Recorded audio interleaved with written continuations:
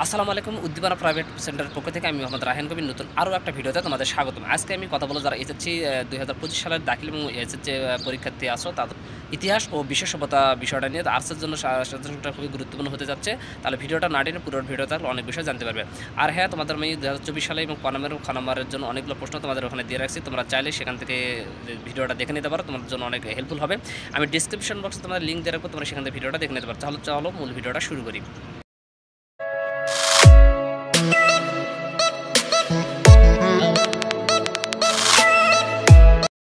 এখানে তোমাদের আরও একটা বিষয়, সেটা হচ্ছে সাজেশন কিন্তু সকল বোর্ডের ছাত্রছাত্রীদের জন্য প্রযোজ্য, যার কারণে একটু সাজেশনের টপিকগুলো একটু বড় হয়ে যায়। তারপরে তোমরা একটু ভিডিওটা দেখো, তাহলে বিষয়গুলো তোমরা ক্লিয়ার হতে পারবে। হ্যাঁ, আচ্ছা, তারপর আমরা এখানে দেখো তোমাদের জন্য আমরা প্রথমে যেটা দেখবো সেটা হচ্ছে আমি প্রথমে ক্যাটাগরিতে তোমাদের স্টার হিসেবে ভাগ করেছি। দেখো এখানে তোমাদের টোটাল সৃজনশীল প্রশ্ন দেবো কয়টা, 11টার ভিতর তোমাদের সৃজনশীল প্রশ্নের অ্যান্সার করতে হবে কয়টা, 60টা, তার মানে 7/77 মার্ক। এখানে তোমাদের জন্য দ্বিতীয় অধ্যায়টা থেকে আমি দিচ্ছি বিশ্ব সভ্যতা 3 স্টার হিসেবে দিয়েছি। এখানে মিশর, গ্রিক, রোম এবং সিন্ধু সভ্যতা রয়েছে। এখান থেকে একটা সৃজনশীল পাবে ইনশাল্লাহ। যেহেতু এবারে তোমাদের কোনো শর্ট সিলেবাসের আলোকে না, ফুল সিলেবাসের পরীক্ষা হবে, যার কারণে এমসিকিউর জন্য কিন্তু পুরো অধ্যায়গুলো পড়তে হবে। তবে আমি এখানে যে অধ্যায়গুলো দিচ্ছি এগুলো তোমরা একটু বেশি করে পড়বে, তাহলে তোমরা এখান থেকে 100% আনসার করতে পারবে। আচ্ছা, তারপরে দেখবো আরেকটা খুবই গুরুত্বপূর্ণ অধ্যায় হচ্ছে পঞ্চম অধ্যায়। পঞ্চম অধ্যায়ে কী করতে হবে, প্রাচীন বাংলা সামাজিক, অর্থনৈতিক ও সাংস্কৃতিক, এখান থেকে একটা সৃজনশীল পাবে ইনশাল্লাহ। ষষ্ঠ অধ্যায় থেকে পড়বে মধ্যযুগের বাংলা রাজনৈতিক ইতিহাস, এটা হচ্ছে 1204 থেকে 1757 খ্রিস্টাব্দ, এখান থেকে একটা সৃজনশীল পাবে ইনশাল্লাহ। এরপর আছে অষ্টম অধ্যায় থেকে তোমার বাংলার ইংরেজ শাসনের সূচনা পারো, এখান থেকে একটা সৃজনশীল হবে। তাহলে এখানে তোমরা কয়টা অধ্যায় পালে, 4টা। আচ্ছা, তারপরে দেখে নেবো আমরা পরবর্তী আরও কয়েকটা হচ্ছে।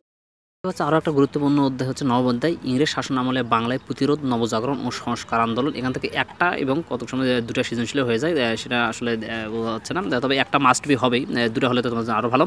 এরপরে দেখবো আমরা আরেকটা অধ্যায়, সেটা হচ্ছে দশম অধ্যায়, ইংরেজ শাসন আমলে বাংলা স্বাধিকার আন্দোলন। এখান থেকে একটা সৃজনশীল মাস্ট বি হবে। তাহলে এখান থেকে আমরা কিন্তু 4/2/6টা সৃজনশীল কিন্তু পেয়ে গেলাম। এখানে আমরা এক্সট্রা হিসেবে আরও দেখো 2টা সৃজনশীল দেবো, সেটা হচ্ছে 12 অধ্যায়, এখানে সামরিক শাসন ও স্বাধিকার আন্দোলন 1958 থেকে 1969 সাল, এখান থেকে একটা অথবা 2টা সৃজনশীল তোমরা হবে। এছাড়া তৃতীয় অধ্যায় থেকে তোমরা দেখতে পারো প্রাচীন বাংলার জনপদ, এটা থেকে গত বছর প্রশ্ন আসছিল, এবার আসলে সিওরিটি বলা যাচ্ছে না, তারপরে তোমরা দেখবে আসতেও পারে।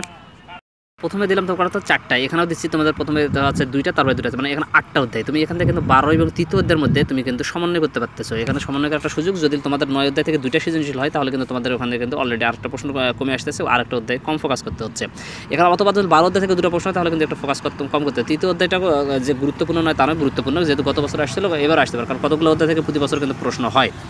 এখানে কিন্তু একটা মজার বিষয় হচ্ছে তোমাদের হচ্ছে তাহলে কটা, 8টা অধ্যায়। 8টা অধ্যায়ের মধ্যে থেকে তুমি 7টা অধ্যায় কিন্তু এখান থেকে 8টা অধ্যায় থেকেই সৃজনশীল প্রশ্ন হবে, কারণ 8টা অধ্যায় থেকে 8টা সৃজনশীল আসবেই।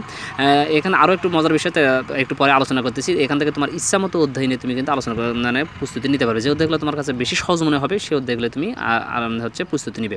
তাহলে চলো আমরা দেখি তারপরে তোমাদের জন্য কী রয়েছে।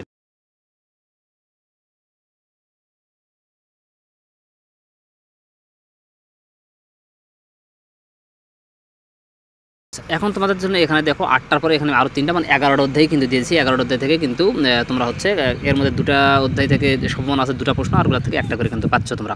এখানে প্রথম অধ্যায় ইতিহাস পরিস্থিতি একটা সৃজনশীল তোমরা পাবো। এখান থেকে আসলে সিওরিটি প্রথম অধ্যায় থেকে মিক্স হয়ে কোনো অধ্যায়ের সাথে আসতে পারে, এককভাবে প্রথম অধ্যায়ে আসার সম্ভাবনা খুব কম রয়েছে।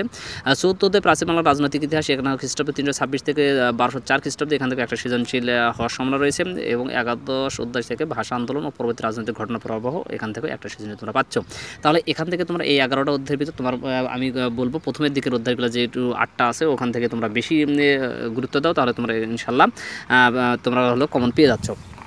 তারপরে তোমার হচ্ছে ক নম্বর এবং খ নম্বরে ভালো করার জন্য আমার 2024 সালের যে সাজেশনটা আমি আসলে দিয়েছিলাম, ওখান থেকে তোমরা ক নম্বর একটু দেবে, তাহলে তোমরা ক নম্বর জ্ঞান প্রশ্নগুলো কিন্তু তোমরা কভার করতে পারতেছো। হ্যাঁ, তাহলে ওখানে ভিডিওটা দেখে আসার পর তোমরা এখান থেকে পড়ো, তাহলে তোমরা ভালো করতে পারবে। তাহলে আজকের মতো ভিডিওটা শেষ করার আগে একটা কথা তোমাদের বলা, সেটা হচ্ছে আসলে যারা চ্যানেলটা সাবস্ক্রাইব করেছো তাদেরকে অসংখ্য ধন্যবাদ। আর যারা এখনও সাবস্ক্রাইব করেনি দয়া করে চ্যানেলটা সাবস্ক্রাইব করবে। তোমাদের সর্বোচ্চ লাইক কমেন্ট শেয়ার করো, তোমাদের শেয়ারের ভিডিওটা অনেকের উপকার হতে পারে, সে আশা রাখি তোমাদের কাছে। আর কমেন্ট করে তোমাদের মতামত জানাতে পারো, তোমরা কী ধরনের সাজেশন চাচ্ছ। তবে সাজেশনটা আমি তোমাদের খুব শর্টকাটে দিল, তোমার সাজেশন তোমাদের জন্য 100% ফলপ্রসূ হবে ইনশাল্লাহ। তাহলে মূল আর হ্যাঁ একটা কথা, সেটা হচ্ছে এমসিকিউ বিষয়টা তোমার ভালো করার জন্য মূল বইয়ের কোনো বিকল্প হতে পারে না। তোমার গাইড বই যে প্রশ্নগুলো পড়ো পড়ো, এগুলো কিন্তু তোমরা যদি অনেকগুলো বোর্ড বা অনেকগুলো স্কুলেও পড়ো, তাহলে এখান থেকে আসলে সম্ভাবনা খুব কম যে 100% সিওরিটি তোমরা 30টা নবী থেকে যে কমন পাবে এমন নিশ্চয়তা দেওয়া যায় না। এই জন্য মূল বইটা তোমাদের যারা ভালো বারবার অনুশীলন করেছো তাদের কাছে কিন্তু এমসিকিউগুলো সহজ হয়ে যাবে। এই জন্য মূল বইটা আমি ভালো করে দেখতে বলবো, তার পাশাপাশি যে প্রশ্নগুলো দিয়েছি প্রশ্নগুলো দেখবে, ইনশাল্লাহ তোমাদের হচ্ছে বোর্ড। এছাড়াও আমি কিন্তু তোমাদের হচ্ছে সকল বোর্ড তোমরা আমি বলবো 23 সাল, 21 সাল এবং 19 সালের প্রশ্নগুলো পড়লে তোমরা হচ্ছে বোর্ড সৃজনশীলের ক্যাটাগুলো বুঝতে পারবে। তাহলে তোমরা 19 সাল, 21 সাল আর 23 সালের প্রশ্নগুলো একটু দেখো, সকল বোর্ডই দেখার চেষ্টা করবে, সকল বোর্ডটা দেখা তোমাদের জন্য ভালো। তাহলে এই পর্যন্ত শেষ করছি, খুব শীঘ্রই নতুন আরেকটা ভিডিও নিয়ে ফেরত আসবে, সে পর্যন্ত ভালো থেকো, আল্লাহ হাফেজ।